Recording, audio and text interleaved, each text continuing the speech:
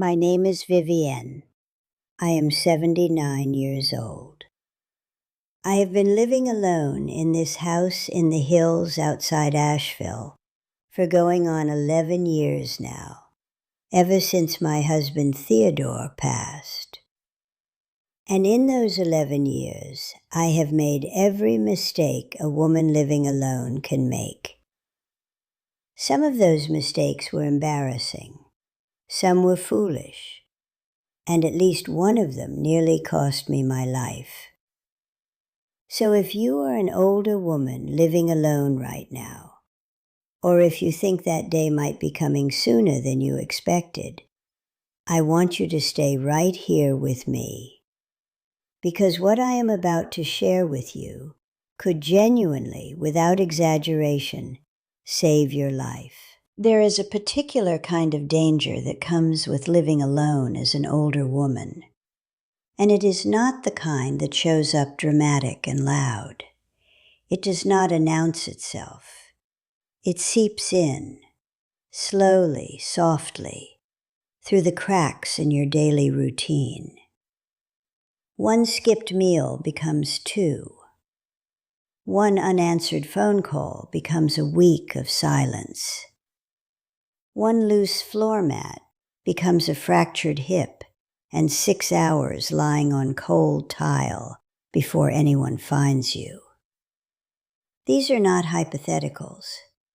These are things that happened to women I knew, and in some cases, to me. So let us talk about the 3 rules I wish someone had handed me the day I walked back into this empty house after Theodore's funeral, still wearing my black coat, not yet understanding what my life was about to become. The first rule, and I cannot stress this enough, is to never allow isolation to become your normal. I know how it happens.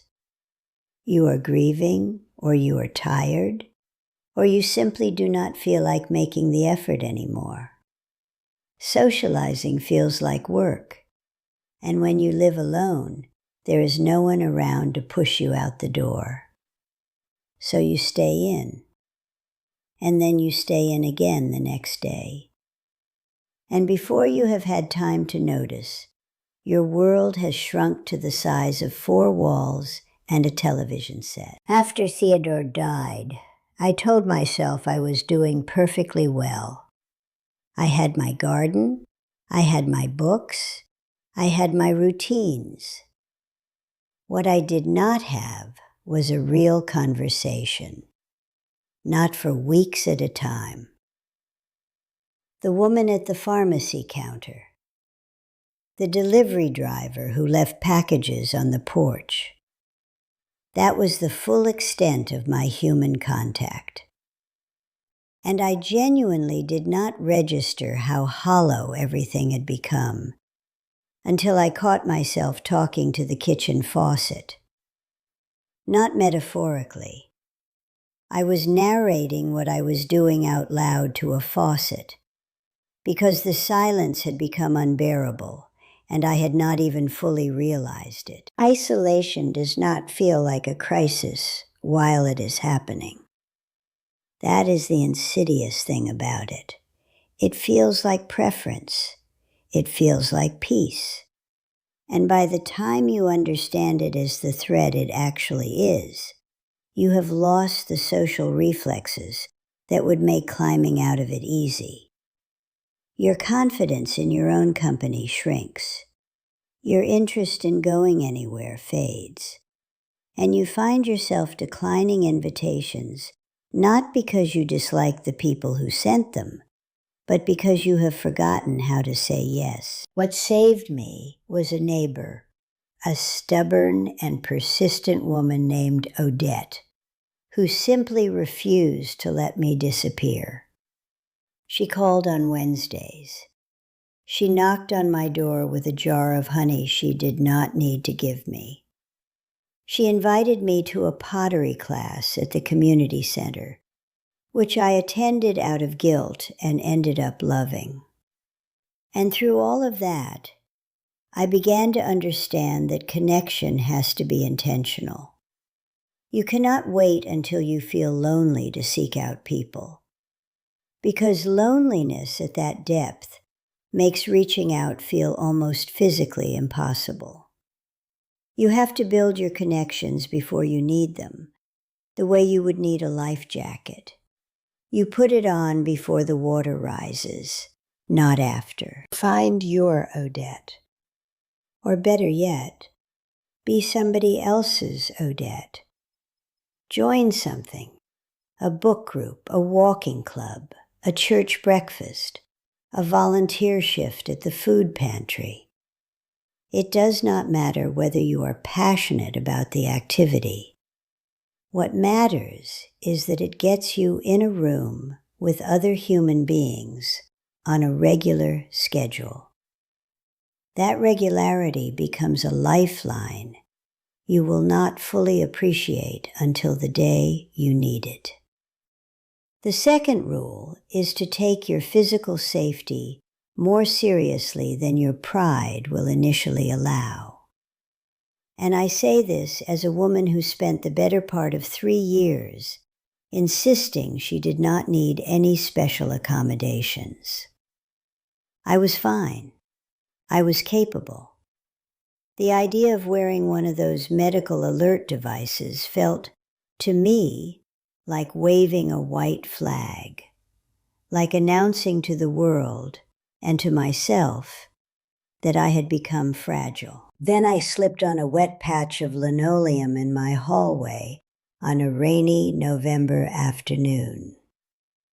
Nothing broke, but I could not get myself upright.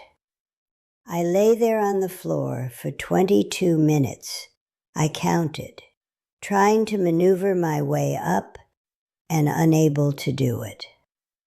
My phone was in the kitchen. There was nobody coming. I was entirely alone in that hallway. And it occurred to me quite clearly that if I had hit my head, if I had broken something, I could lie here for a very long time before anybody found me.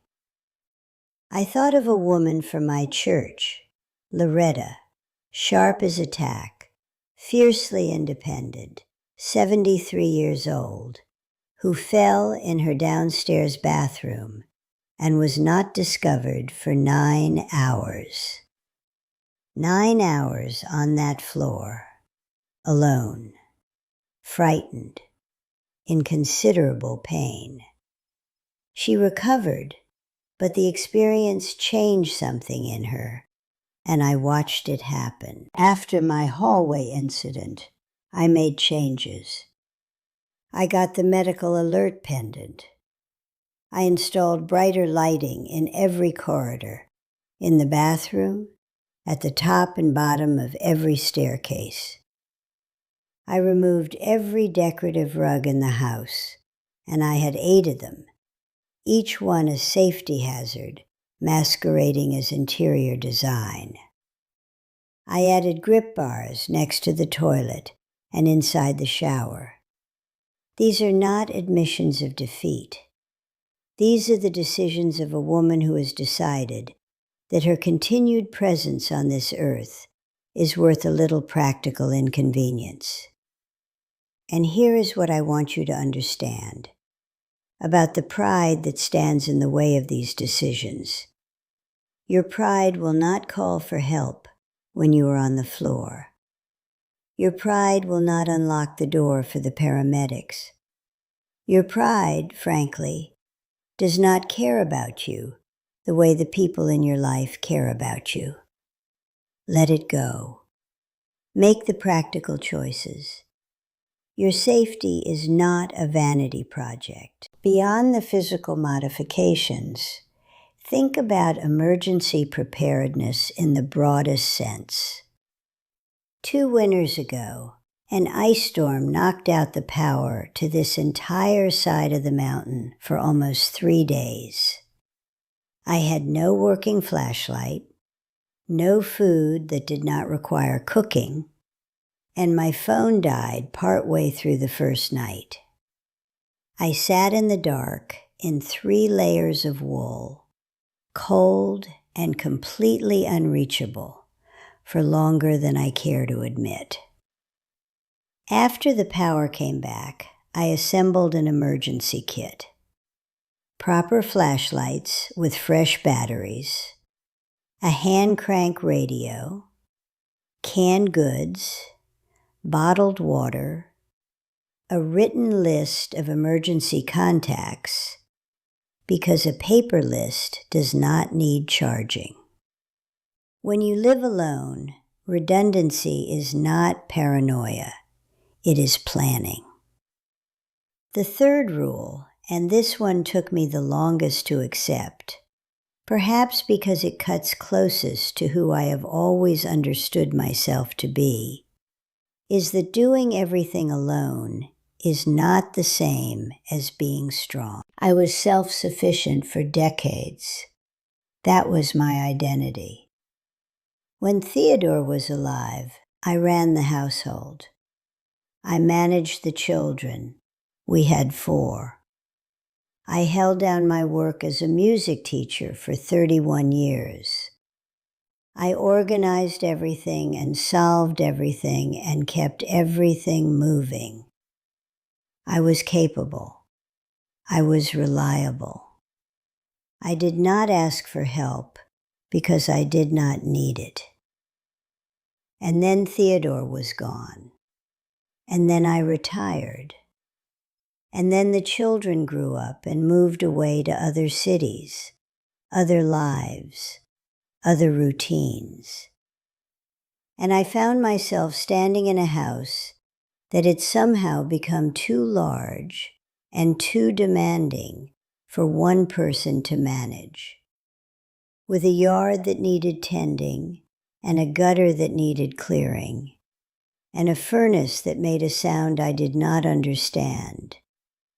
And I kept insisting to my children, to my neighbors, to myself, that I had it handled. I did not have it handled. My daughter Camille visited one spring afternoon and found the back porch steps in a condition she described as genuinely alarming. I had been walking around those steps for months, navigating the problem rather than solving it, because asking for a handyman felt like defeat. My blood pressure, when I finally went back to the doctor after an absence of 16 months, was high enough that she looked at me with an expression I have not forgotten, and told me I had been walking around for over a year with a serious health risk and no one watching it. I cried at my kitchen table that afternoon, not because of the health news, though that was frightening enough. I cried because I finally admitted to myself how much I had needed help and how stubbornly, foolishly, pointlessly I had refused it. There is no honor in suffering alone when there are people who want to help you, and the only thing standing in the way is your own insistence that you do not need them. Accept help with meals when your body is telling you it is tired. Accept help with finances when the paperwork is genuinely confusing, and it often is, especially if someone else handled it for years and suddenly they are gone. Accept help with the yard, the repairs, the heavy lifting, the appointments you have been putting off. Accept the offer to come over on a Saturday. Accept the phone call that asks how you are doing. None of this diminishes you. All of it sustains you. There is a version of independence that is actually just loneliness wearing a proud face. I lived in that version for too long. The real independence, the kind that lets you stay in your own home, on your own terms, making your own choices, That version requires a support network. It requires honesty about your limitations. It requires the willingness to say, I could use some help with this, without adding any apology at the end of that sentence. I am still here in this house, still in my garden every morning when the light is good, still reading more than any one person reasonably should, still on Wednesdays on the phone with Odette, talking about nothing important and everything that matters.